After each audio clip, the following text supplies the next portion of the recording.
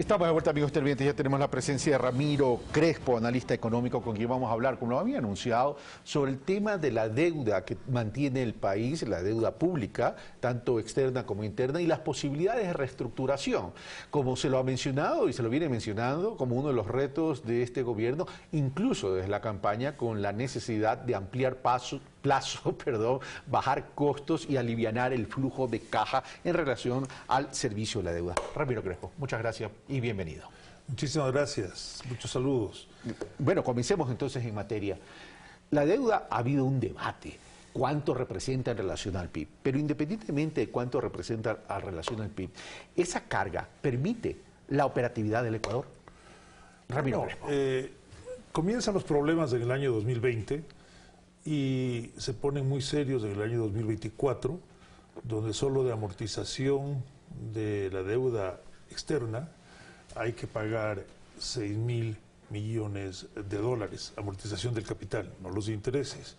Entonces, en estos casos, lo que hay que hacer es, hay que reperfilarle, le llaman. Es preferible porque como el Ecuador ha declarado moratoria en 8 ocasiones, una más que Argentina, es el país que más moratoria ha declarado en el mundo. En la historia. Hay que tener, así es, hay que tener mucho cuidado con las palabras para que, perdón, los mercados no se asusten. Entonces, hay que reperfilar, es decir, extender los plazos y tratar de bajar las tasas de interés. Y eso sí es posible. ¿Cómo? Y creo que se está comenzando, por ejemplo, transparentando los números, transparentando la deuda en general del país, publicando para que los analistas puedan ver los números permanentemente y hacer sus análisis. Todo ese tipo de cosas son muy importantes. Y este ambiente de confianza, de que no hay cosas ocultas, puede contribuir a reducir el riesgo país. ¿Por qué? Porque cuando hay impresión de que no se está diciendo todo, que hay opacidad, la gente, ¿qué es lo que hace? Por precaución asume lo peor. Entonces, ahora este es un primer paso importante. ¿Para qué? Para transparentar las cifras. Pero luego el siguiente paso es, ¿dónde van a salir las cifras que antes no habían salido? Las cifras van a salir en las mismas páginas que antes decían otra cosa. Entonces hay que explicar claramente por qué ahora salen ahí y antes no salían. Pero de todas maneras hay que crear un sistema, porque no puede ser que dependa, no es conveniente que dependa de una persona, de un presidente, la revelación total o no de las cifras. Tiene que ser algo sistémico, algo hecho por el Ecuador como algo normal, algo transparente, normal, donde cualquier ciudadano, cualquier inversionista puede recabar las cifras. Ahora, tú hablas del riesgo país y hablas que a partir de haber visibilizado la realidad de la deuda o de la economía del país, el riesgo país pudiese disminuir. Pero no es el único elemento para determinar riesgo país. El otro tema es por la sostenibilidad de la economía. Y el Ecuador atraviesa un problema de liquidez no de ahora, sino desde el 2015.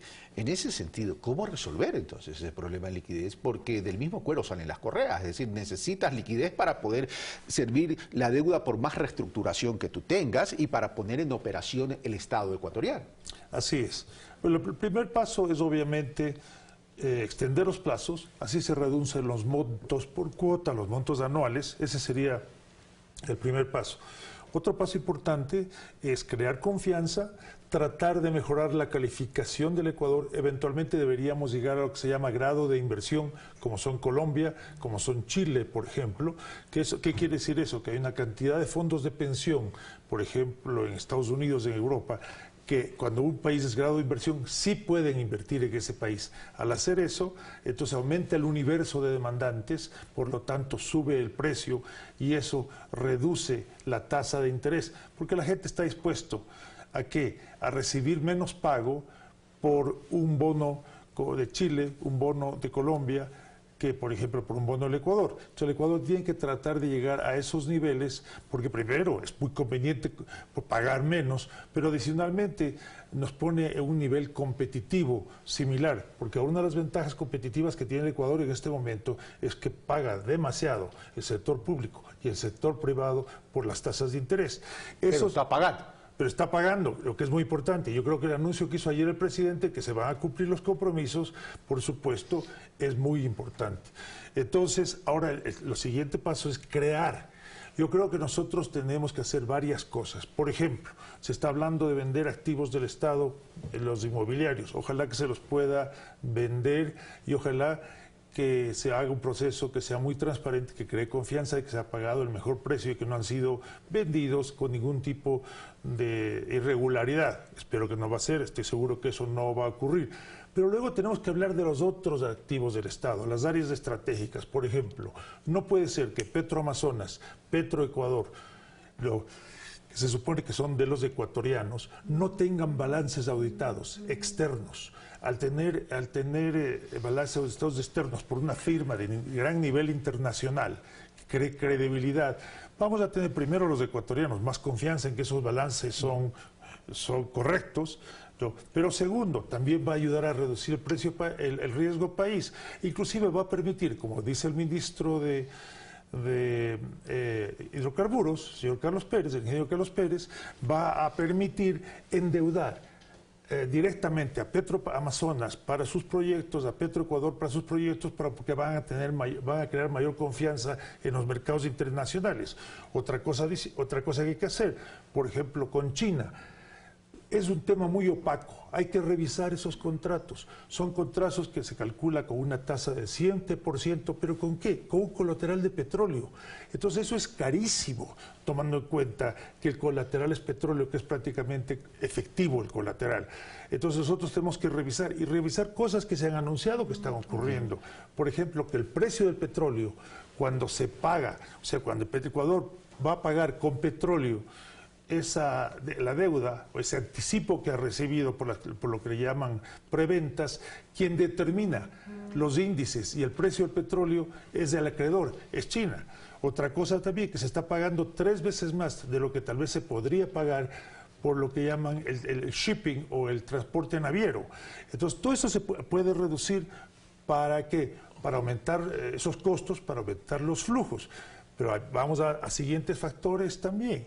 Podemos irnos a alianzas públicos-privadas o a concesiones, alianzas públicos-privadas para hacerles más eficientes, por ejemplo, a Coca-Cola Sinclair, que en este momento no están funcionando todas las turbinas, alianzas, no, y también el Estado recibiría un flujo, pero también los nuevos proyectos, carreteras, etcétera, los puede hacer muy bien el sector privado. Porque yo creo que los ecuatorianos vamos a preferir tener impuestos más bajos, por ejemplo, eliminar el anticipo del impuesto a la renta, ¿no? Y pagar las carreteras que sí usamos, pero no tener que pagar impuestos más altos en general para que se construyan cosas que a veces no se deberían construir, como el aeropuerto de Tela. Vamos por parte entonces. A ver, si hay que reestructurar la deuda, debo comprender que un mecanismo es vía emisión de bonos para acudir al mercado y que el mercado compre. Me refiero al mercado internacional. Sí. Y el otro tema es reestructurar deuda, cambiando deuda cara con deuda barata. ¿Y esa cuál sería la fuente? ¿Los multilaterales? Los multilaterales es un paso muy importante. Entonces, primero, porque con los multilaterales tenemos ahora, pero no hemos préstamos que no podemos renegociar, porque no se renegocian los préstamos con los multilaterales, pero todavía hay líneas disponibles. Y también tenemos que quitarnos el cuco del Fondo Monetario Internacional. Cuando ocurrió el terremoto, el Fondo Monetario Internacional le dio al Ecuador muchísimo dinero sin ningún tipo de condición por la emergencia que ocurrió. Y ahora ya el gobierno está tomando muchas medidas que son necesarias, independiente de quién lo diga, porque la situación lo requiere. Por ejemplo, el gastar menos, el asegurarse, el tener que invertir menos en bienes de capital o en cosas que tal vez pueden esperar, porque realmente estamos ante crisis. Tenemos que ver qué hacemos con los subsidios. Probablemente el Ecuador debe permitir, si no retira los subsidios, la importación libre de gasolina, ahora que el precio está está tan bajo el precio de la gasolina, muchas veces no consigue gasolina más barata en Estados Unidos sin subsidio que aquí con subsidio, y ese tipo de cuestiones. Ir al Fondo Monetario Internacional, lo cual nos ayudaría ¿a qué? A bajar el riesgo país sin perder en absoluto soberanía. Inclusive yo creo que más bien recuperando soberanía, porque el Fondo Monetario no te va a exigir que hagas obras con compañías chinas o con trabajadores chinos o con financiamiento chino. Lo que te va a exigir es que manejes lo más transparentemente posible. El Ecuador de hoy y el comportamiento del Fondo Monetario Internacional es distinto como para pensar en una carta de intención. Bueno, habría que ver el tema de la carta de intención, y la carta de intención todo depende de lo que se acuerde. Pero el Ecuador se ve obligado en este momento ¿a qué? A reducir el tamaño del Estado, no porque lo quiera, sino porque lo tiene que hacer. Entonces, y tiene que reducir sus costos de financiamientos por las mismas razones. Ya tenemos un acuerdo tácito con el Fondo Monetario Internacional, que es ¿cuál? Los préstamos, los 12.500 millones más o menos que tenemos con la banca internacional, eso se declararían de plazo vencido y de cobro inmediato si el Ecuador se sale del Fondo Monetario Internacional. Lo que creo que todos estamos de acuerdo que es un absurdo, como salirse del Banco Mundial o como salirse de las Naciones Unidas. Entonces, tenemos un acuerdo ya tácito con el Fondo Monetario Internacional de quedarnos ahí, porque si no los fondos se declararían de plazo vencido. Entonces lo que nosotros deberíamos hacer más bien es ser explícitos en el tema, asegurarnos de recuperar soberanía de los chinos y ser soberanos, aceptando las condiciones que nos convienen a nosotros, y básicamente reduciríamos notablemente, creo yo, el riesgo país y extenderíamos los plazos con mucho mayor facilidad. Las reuniones que ha mantenido el presidente de la República el día de ayer con empresas petroleras internacionales, más las declaraciones del ministro de Transporte y Obras Públicas de generar un modelo de gestión a través de concesiones, ¿son buenos mensajes para los mercados internacionales? Son buenos mensajes, es un mensaje de que se está dialogando, de que no hay conflictos directos, de que se está tratando de reducir los conflictos, solucionar los temas no a través de tribunales internacionales, sino de un diálogo. A las compañías petroleras también les conviene acuerdos con el gobierno ecuatoriano, porque ¿de qué sirve un acuerdo muy bueno al mejor precio que hayan podido conseguir si no les pueden pagar y están en moratoria? Las deudas del Estado, por lo menos con los petroleros, aparentemente pasan de los 2.000 billones. Entonces, preferible es bajar el precio y así poder recibir un pago más oportuno. Entonces, yo creo que el presidente sí está dando unos mensajes de mayor tranquilidad, de transparencia, etcétera. Otra cosa que hay que tener mucho cuidado es de no generar ruido. Mientras menos habla un mandatario, y cuando habla bien, creo que es mucho más importante, porque de lo contrario, cuando se habla demasiado se genera ruido y los mercados comienzan a recibir mensajes contradictorios y tienen que aprender a descifrar, y eventualmente que eso es lo que hace, aumenta el riesgo país. ¿El problema del Ecuador es la economía o es un problema financiero? El problema es ambos. Primero, que no ha habido el manejo que debía haber habido en este tema. El Ecuador debió haber mantenido los fondos de estabilización, el ahorro para la época de vacas flacas, en la época de vacas gordas. Entonces, es un problema financiero. Hay que manejar mucho mejor las finanzas públicas. Por ejemplo, no es justo que al Seguro Social se le pague 5% más o menos por las inversiones que hace el Seguro Social en bonos del Estado, y a los mercados internacionales se les pague el 9,75% por el mismo riesgo. Entonces yo creo que también, ahí hay un subsidio tal vez de alrededor de $1.000 millones al año, o 600, 700 millones de dólares al año, de los futuros retirados, de los futuros pensionistas. ¿Por qué? Porque no se le está pagando el mismo costo del dinero. Lo lógico sería en este caso es que rápidamente se pueda reducir el riesgo país para que no haya esa discrepancia y de ahora adelante no se permita esa discrepancia. Pero también el problema es económico. ¿Por qué es económico? Nosotros tenemos que atraer mayor inversión extranjera.